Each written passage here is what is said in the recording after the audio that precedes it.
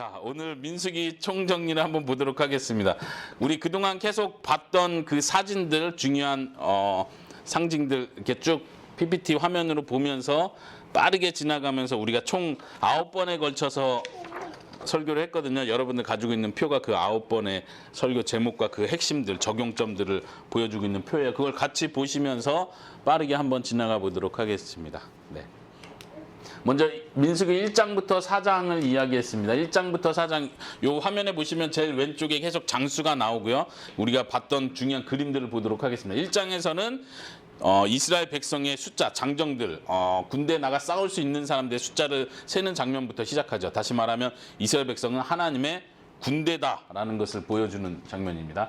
2장에서는 이제 이 이스라엘 백성이 군대처럼 이동할 때, 행진할 때 어떻게 할 건지 그 배치를 정확하게 합니다. 그러니까 대충 그냥 알아서 움직이는 것이 아니라 정확하게 어느 지파가 어디에 위치하고 어떤 역할을 감당할지를 다 보여주는 거죠. 그래서 출발할 때는 이런 모습으로 출발하게 해라, 이렇게 하나님께서 구체적으로 계속 설명하는 내용이 2장입니다. 그 그림으로 보면 좀 이렇게도 표현할 수 있는데, 이렇게 출발하는 거예요? 지금 이 그림은 굉장히 단순하게 표현을 한 거고, 이거보다 훨씬 더 많은 사람들이 이렇게 딱 줄을 맞출 수는 없었어도 그 중심으로 모여서 텐트를 치고 또 그렇게 했다는 걸 이해하시면 될 것 같아요. 출발할 때 모습을 보여주는 건데, 이거보다 훨씬 더 많은 사람들이 있었겠죠. 다 이렇게 할 수는 없어요. 왜냐하면 어린아이도 있고 늙은 사람도 있고 다 짐들이 있으니까 이렇게 깔끔하진 않았겠죠. 어쨌든 중요한 건 출발할 때도 레위인들의 역할이 중요하다는 거예요. 성막을 다 걷어서 하나하나 매는 사람은 매고 또 들고 가는 사람 들고 해서 레위인들의 역할이, 요 중간에도 보면 레위인들이 성막을 가지고 가는 모습들을 보여주고 있습니다. 네. 1장부터 4장까지의 핵심은 그 여러분들 가지고 있는 표 한번 보세요. 제가 이렇게 적어놨어요. 우리를 하나님의 백성, 그분의 군대, 그분의 제사장으로 불러주심에 감사하자. 이것이 우리가 적용할 수 있고 생각할 수 있는 부분이에요. 이렇게 하나씩 9번까지 넘어가 보도록 하겠습니다. 두 번째는 5장부터 9장을 했었습니다. 제목은 하나님과 함께 동행하는 이스라엘, 이렇게 했었는데 5장부터 9장까지도 여전히 시내산 안에서 움직이는 내용이죠. 여기서는 특별히 하나님께서 이스라엘 진영이라고 하죠. 캠프. 이스라엘 진영을 깨끗하게 해라 하는 장면을 보여줍니다. 이 진영 안은 어떻게 깨끗해요? 하나님께서 내가 너희와 함께 하니까 너희가 죄에 있는 것은 다 정결케 하고 속죄를 받아야 된다. 그러면서 나왔던 재미있었던 장면이 뭐냐면은 의심의 제사 해가지고 만약 이 여자가 남자를 속이고 바람을 폈다면 이것을 증명해내는 그 제사법, 아주 특이한 제사법을 여기서 소개하기도 하죠. 그 다음에 6장에서는 무슨 그림이에요? 나시린의 제도에 대해서. 네.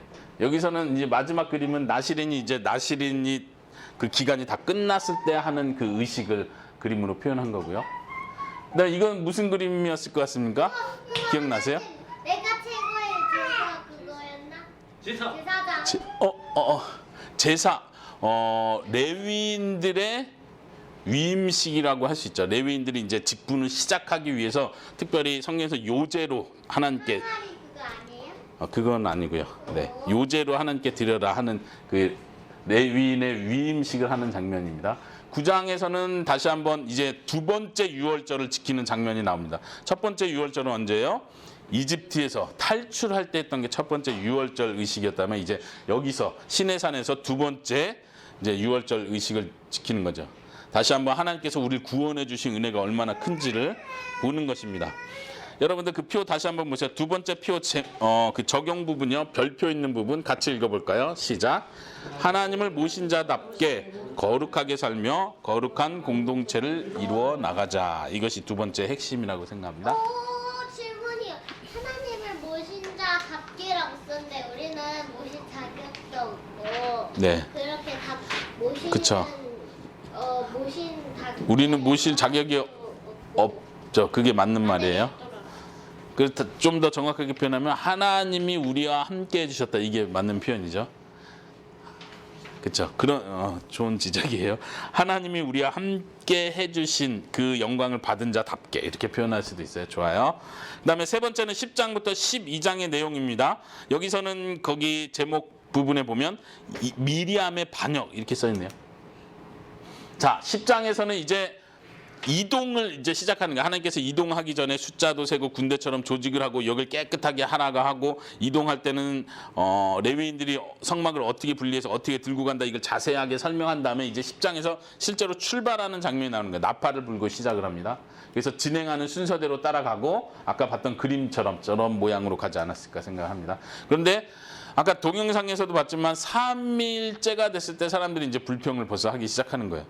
지금 여호와의 군대가 아주 멋지게 지금 가나안 약속의 땅을 정복하러 가는 이 중요한 순간에 3일째가 되니까 어떻게 해요? 불평. 먹을 거에 대한 불평을 하기 시작하는 거예요. 이집트에서 먹었던 그때 그 생각을 하는 거죠. 하나님께서는 이들을 심판하기 위해서 내려오십니다. 그리고 불평하는 모세, 불평도 다시 모세도 여전히 똑같이 힘들어하는데 모세에게 말하기를 70인 장로들을 데려와라. 내가 그들에게 하나님의 영을 부어주겠다. 모세를 위로하는 면이기도 하고요. 하나님께서 이들의 죄를 얼마나 큰지를 직접 영광을 보여주시면서 깨닫게 하시는 장면이기도 하죠. 11장이고.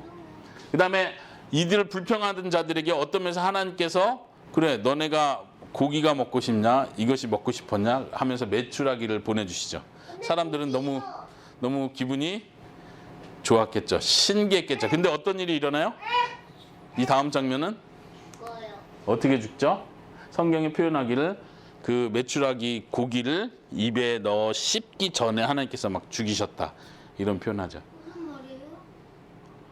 고기는 주셨지만 하나님께서 공급하실 수 있는 분이라는 걸 보여줬지만 이들이 불평하면서 그걸 요구했던 게 하나님 앞에 죄라는 걸 보여주는 의미에서 심판을 하셨다는 뜻이에요. 그 고기를 먹어서 병들어서 죽은 거예요? 아니면은 그냥 딱 먹으려고 할 때 죽었던 거예요? 정아 성경에 자세히 안 나왔기 때문에 목사님도 잘 몰라요. 그런데 네, 그거는 이제 우리가 생각은 할 수 있지만 정확한 어떤 근거가 없으면 함부로 추측할 수는 없죠. 어쨌든 성경은 하나님께서 벌하셨다라는 얘기로 하는 거예요. 어린이 성경책에서 하나님께서는 메추라기 새도 보내주셨어요. 참 감사하죠. 이렇게 하고 끝나죠. 예, 슬픈 스토리를 싹 뺐는데 사실은 이걸 빼면 안 돼. 이게 더 중요한 부분이죠. 네, 넘어가 볼까요? 12장에서는 지금 어떤 장면일까요? 이쪽은 모세고 이쪽은 아론인데 그리고 이 가운데는 누구?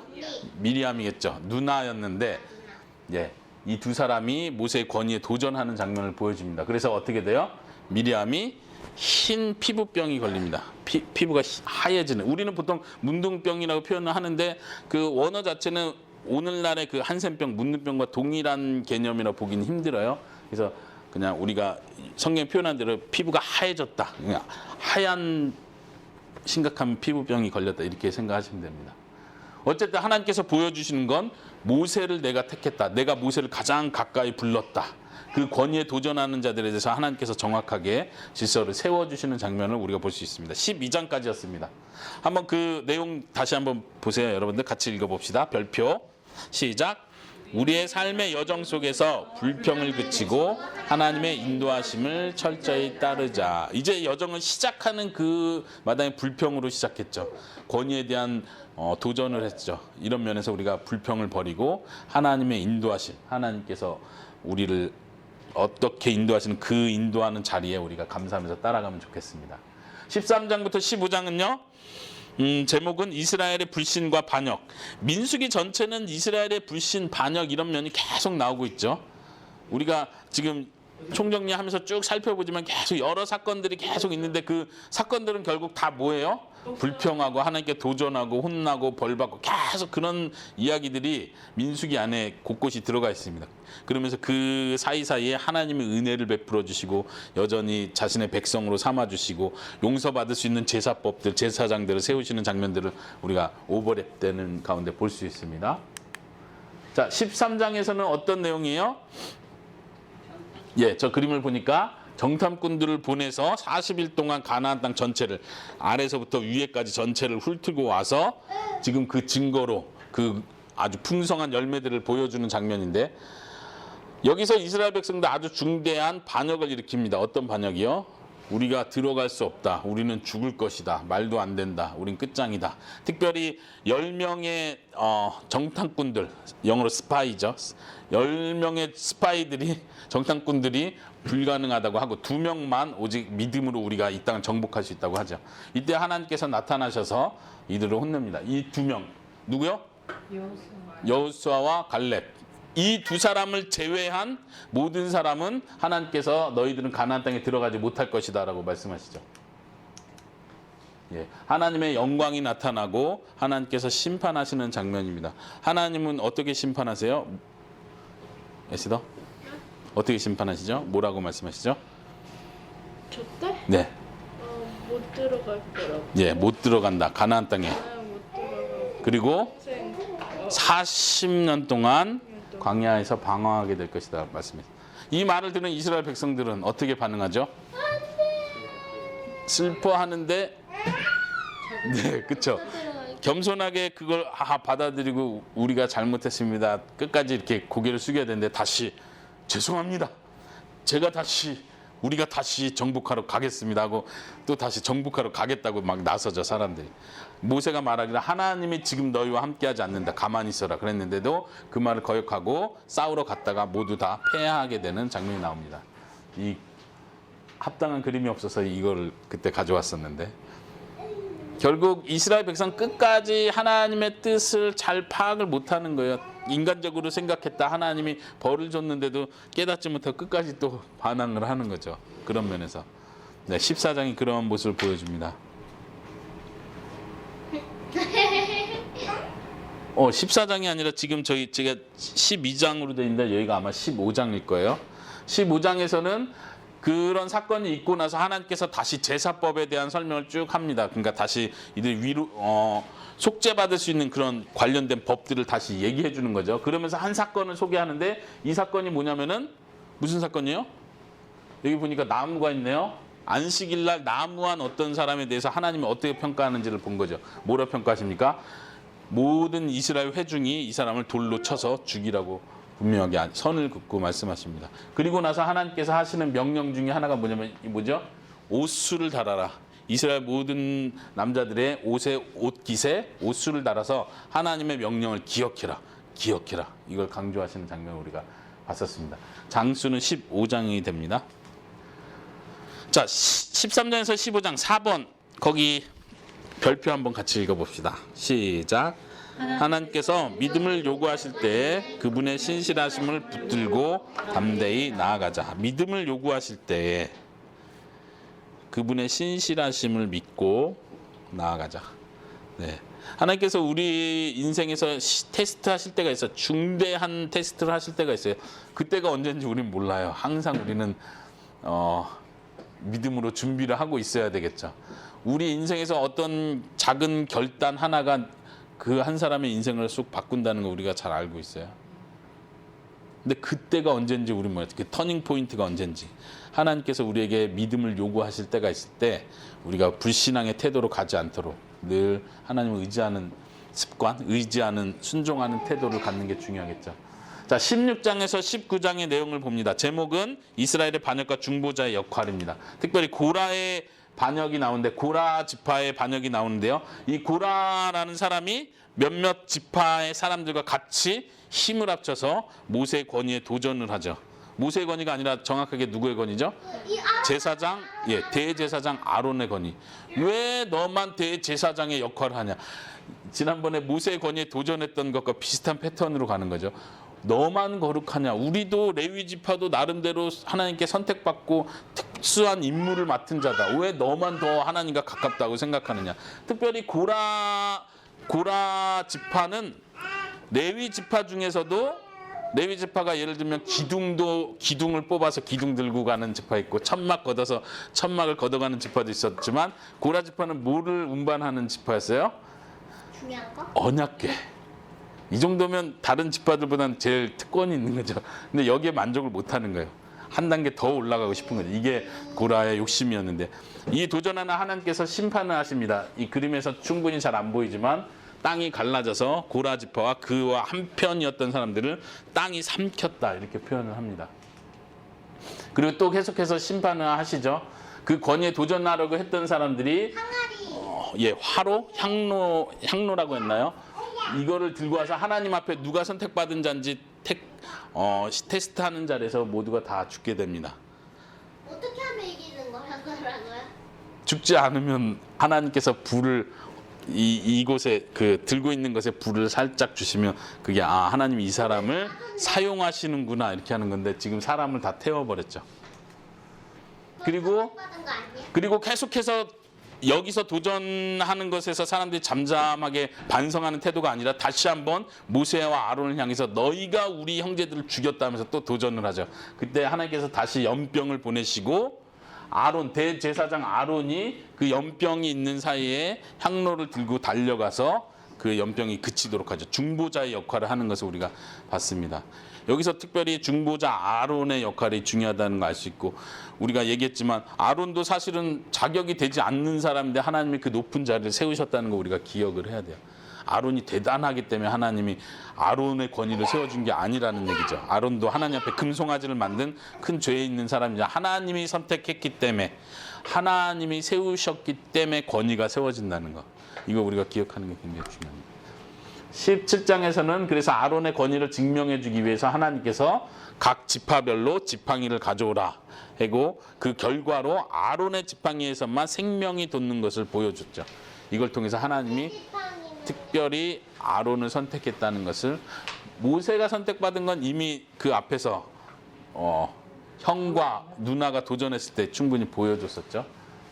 자, 그리고 18장에서 다시 한번 제사법과 관련된 이야기들, 레위와 관련된 이야기들을 하고 19장에 와서 특별한 민수기에서 아주 특별한 제사를 소개해 주죠. 지금 여기 잡고 있는 제물은 뭐예요? 약간 붉은색 송아지. 붉은 소를 여기서 특이한 점은 성막 안에서 이 제물을 잡는 것이 아니라 그 진 밖에서 잡으라고 명령하시고 이걸 태워서 재를 만들어서 이 재를 나중에 어떻게 활용해요? 물에 섞어서 정결케 하는 제물로 사용을 합니다. 그래서 다윗이 그런 기도를 하잖아요. 시편에서 우슬초로 나를 정결케 하소서 할 때 우슬초가 나를 정결케 하는 게 아니라 이 재를 아마 우슬초에 찍어서 뿌렸을 것이다. 정결법에 의해서.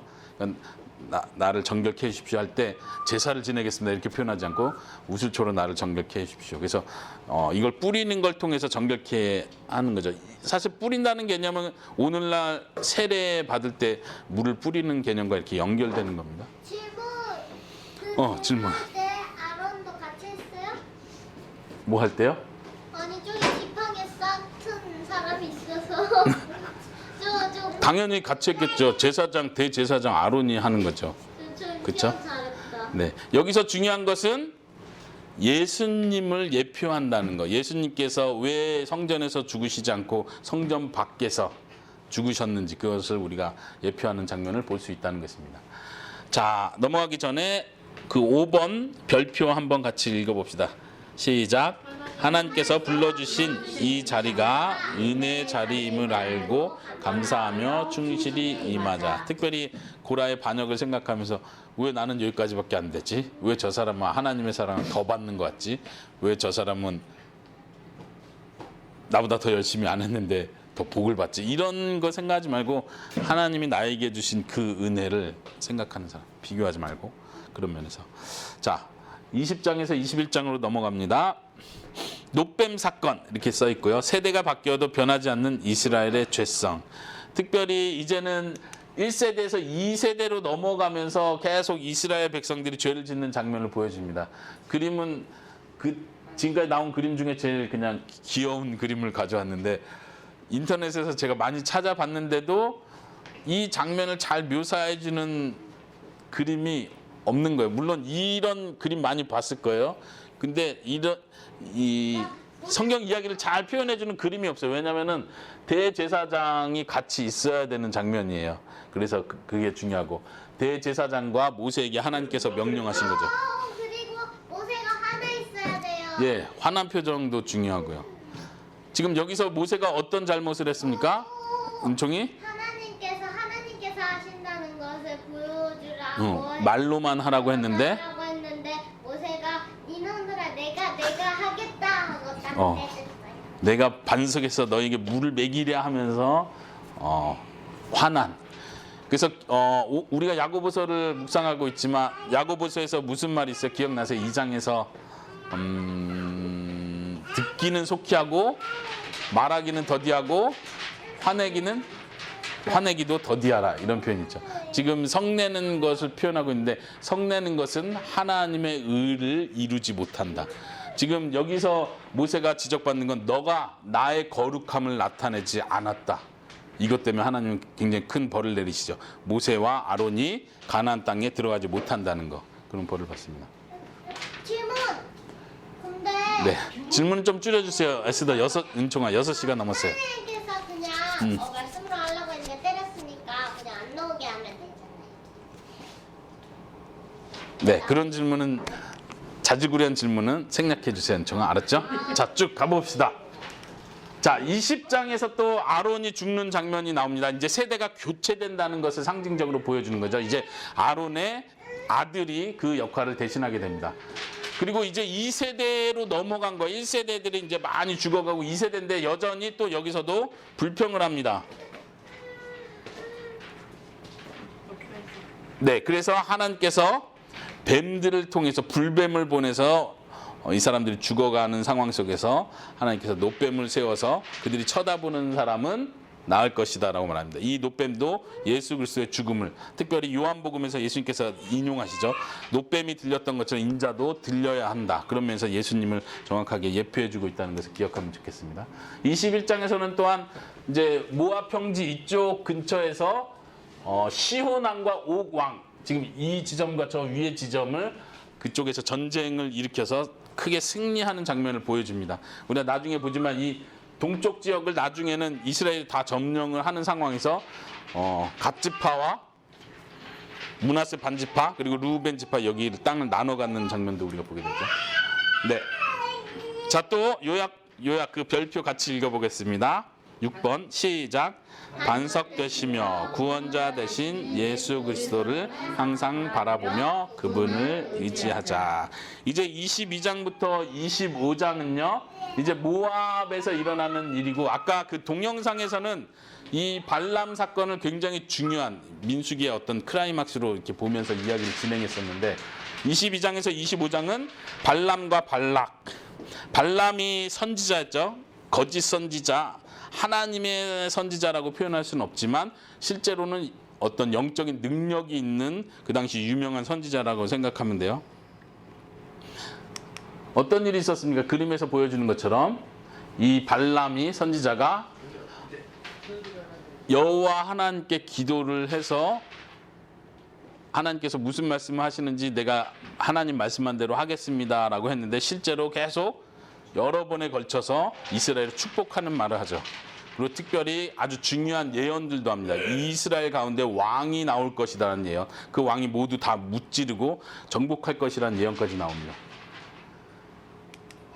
25장으로 넘어가요. 그 이야기가 지금 자세하게 22, 23, 24까지 설명하고, 25장에 와서는 발람이 이제 다 축복만 하고 결국 딱 갔습니다 하고 끝난 것 같은데 25장에 와서 갑자기 또 이게 일어나요. 이제 나중에 신약에서 해석할 때는 그 발람의 계략이었다 이렇게 표현을 해요. 발람이 결국은 이런 계략을 해서 미디안의 여자들과 이스라엘의 남자들이 종교적인, 우상 숭배적인 성적인 관계를 통해서 하나님의 진노를 사게 만드는 거였죠. 그리고 여기서 나오는 중요한 인물이 한 명 있습니다. 아주 대놓고 우상 숭배를 했던 사람을 칼로, 남자 여자를 칼로 창으로 찔러 죽이는 장면인데, 이 사람이 누구였습니까? 아론의 손자, 이름하여 비느하스.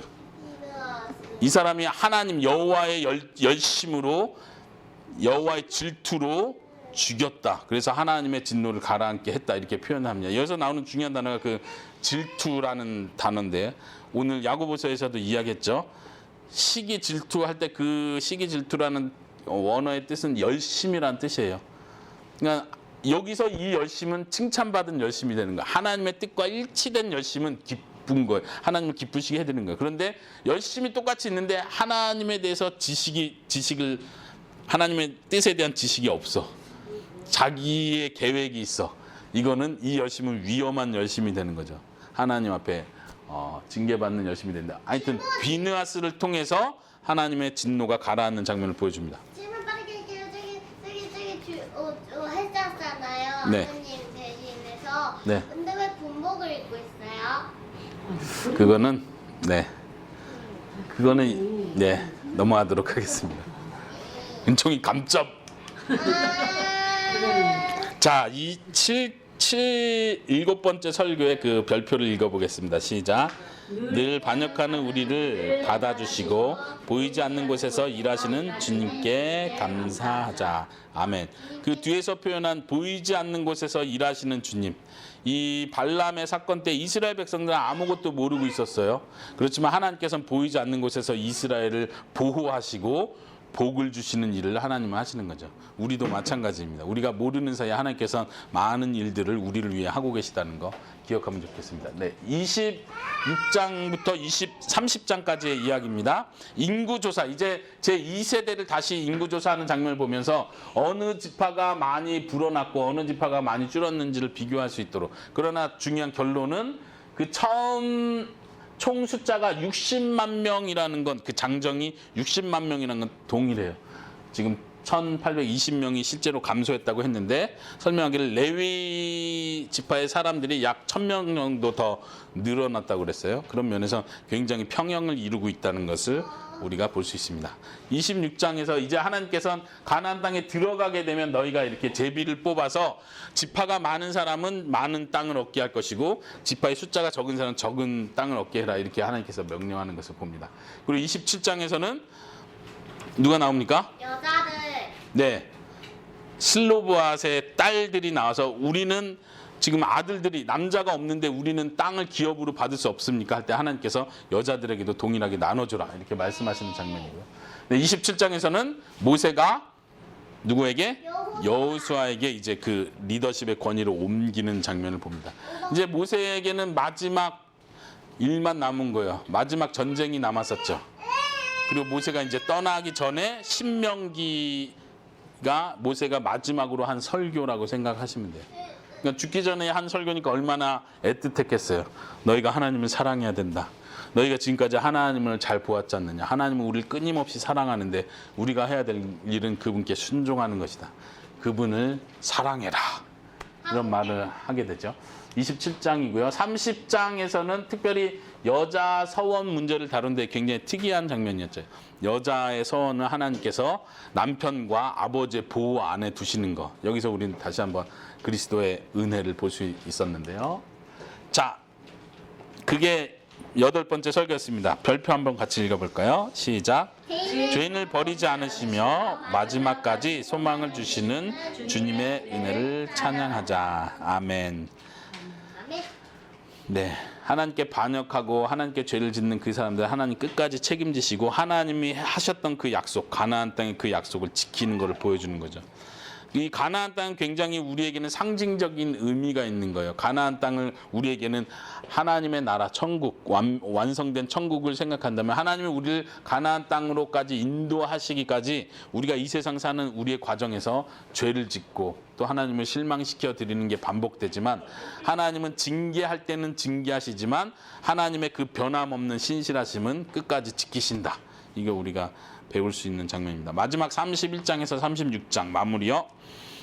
자, 여기서는 이제 마지막 미디안과 싸우는 장면. 하나님께서 명령하시죠. 미디안 때문에 그 우상 숭배로 인해서 미디안 여자들과의 우상 숭배 사건으로 인해서 많은 사람이 죽었는데 하나님이 그들을 복수해라, 보복해라. 하나님의 명령이에요. 심판해라. 이렇게 말씀하시고 모세가 이 마지막 전쟁을 준비하고 이끕니다. 실제로 나간 사람은 여호수아였고 또 여기서 비느하스, 그 중요한 역할을 했던 비느하스 제사장이 함께 나가서 하나님께서 원하시는 성전이라고 표현하죠. 거룩한 전쟁, 성전을 치르게 됩니다. 그리고 32장에서는 아까 말한 루벤, 갓, 그리고 므낫세 반 지파가 이 요단 동편을 차지하는데요. 그래서 이 부분도 약간 생각하게 했는데 과연 약속의 땅이 아닌 이곳에 정착하려고 했던 이들의 심리, 마음은 바른 것이었는가 우리가 좀 생각해 볼 필요가 있죠. 전쟁을 피하고 싶어 했던 마음 아닌가. 미디안과의 전쟁에서 큰 전쟁에 승리하고 났을 때 안주해 버리는 그런 우리의 태도는 있지 않은가 살펴볼 수 있는 내용이고요. 33장은 이스라엘이 이집트에서 탈출해서 쭉 거쳤던 여행 과정을 쭉 한번 전체 훑어주죠. 이걸 통해서 하나님의 은혜를 계속 생각하게 하는 것입니다. 34장에서는 하나님께서 지역 이름을 굉장히 많이 언급하시면서 동쪽, 서쪽, 남쪽, 북쪽에 내가 약속한 땅 지역이 이 정도 된다라는 거 하나님께서 보여줍니다. 다시 말하면 하나님께서는 가나안 땅에 들어가는 건 확실하다.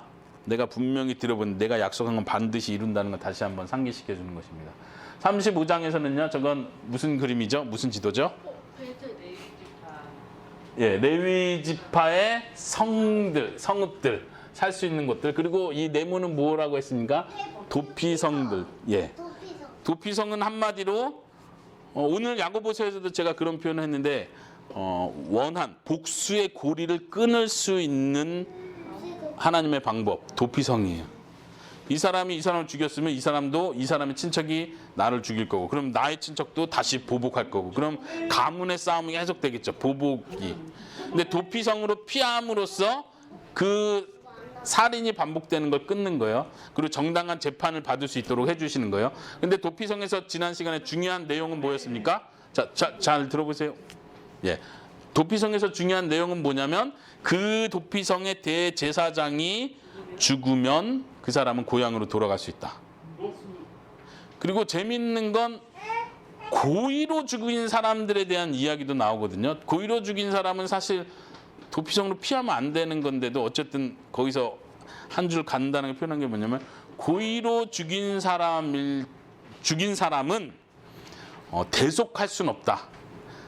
생명을 대신 예를 들면 이 사람이 고의로 죽였는데 이 사람을 위해서 그러면은 돈을 이만큼 해서 그 죽은 가족과 합의를 해가지고 생명의 속전으로 풀려나는 법은 없다. 이렇게 말하고 나서 그럼에도 그 사람도 대제사장이 죽으면 고향으로 돌아갈 수 있다. 이렇게 표현을 해요. 이게 이제 정확하게 어떤 뜻인지는 좀 생각해 봐야 되겠지만 어쨌든 대제사장의 이 대속적 죽음의 위력이 굉장히 크다는 걸 보여주는 것 같아요. 그래서 도피성의 제도 자체가 예수님의 대속의 원리를 아주 구체적으로 실질적으로 보여준다. 우리가 이렇게 배웠습니다. 그리고 36장까지 했었고요. 자, 여기 읽기 전에 31장에서 36장 그 별표를 같이 읽어보겠습니다. 시작. 이 땅의 삶 가운데 승리를 맛보게 해주시며 갈 길을 책임지시는 주님을 붙들자. 아멘. 자, 마지막 전체 총정리를 제가 이렇게 한 문장으로 만들어 봤는데요. 같이 한번 앞에 보고 읽어볼까요? 시작. 지난날 하나님께서 베푸신 은혜와 언약의 신실하신 그 사랑을 생각하며 지금의 삶 가운데 그분의 말씀에 순종하며 그분의 은혜를 구하는 삶을 살자.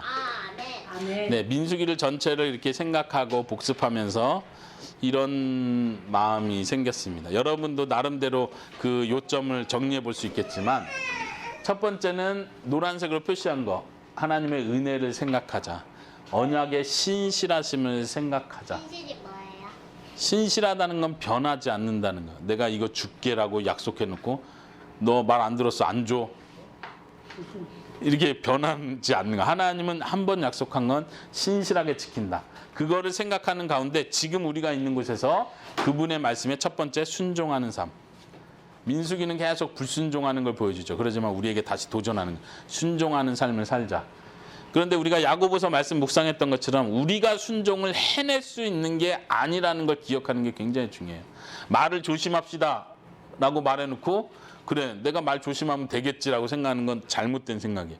내가 말을 조심할 수 있는, 말을 통제할 수 있는 사람이 아무도 없구나. 그러면 어떻게 해요? 하나님의 지혜가 필요하다. 여기서는 하나님의 은혜를 구하는 삶을 살자. 이해되시겠습니까? 민수기를 마무리하면서 한 가지만 더 생각했으면 좋겠어요. 민수기를 누가 썼어요? 모세가 썼죠. 신명기까지 모세가 썼다고 우리는 믿습니다. 민수기를 쓴 이유는 뭘까요? 모세가 이스라엘 백성들에게 민수기를 쓴 이유는 뭘까요? 물론 신명기에서 충분히 잘 나타나지만 너네가 이렇게 했다. 너네 조상대 세대에 이렇게 했다. 하나님이 어떻게 벌을 내리셨는지, 그럼에도 하나님의 사랑이 얼마나 변하지 않았는지 기억해라. 물론 지금 여기서 정리한 것처럼 지금 모세가 이런 말을 하고 싶어서 민수기를 자세하게 기록하는 거죠. 우리가 창세기, 출애굽기, 레위기, 민수기를 보면서 하나님께서 하신 약속, 다시 말하면 창세기 때부터 아브라함에게 해주셨던 그 약속을 이 이스라엘 백성, 수많은 백성이 돼서 계속 반역을 함에도 불구하고 그 한 사람, 아브라함하고 했던 그 약속을 지키려고 이 수많은 사람들이 반역하고 역사를 걸쳐서 반역하는 걸 계속 참아오시는 거예요. 이게 하나님의 긍휼이에요. 하나님의 사랑이에요. 그리고 우리가 태어나기까지 또 수많은 역사를 통해서 더 많은 사람들이 하나님께 반역을 했습니다. 근데 하나님 그걸 끝까지 참으시고 처음에 하셨던 구원의 약속을 지금도 변하지 않으시고 예수를 믿으면 내가 구원한다. 예수를 참으로 신뢰하면 다른 거 따지지 않고 내가 구원한다. 사람 같았으면 너 이제는 내가 처음에는 그렇게 약속했는데 이제는 이걸로는 안 되겠어. 자격을 좀 더 높여야 되겠어. 말 안 듣는 사람이 너무 많아. 하고 바꿀 텐데 하나님은 그렇게 하지 않으신다. 그 하나님의 은혜를 신실하심을 기억하시기 바랍니다. 네, 같이 기도하고 마치겠습니다.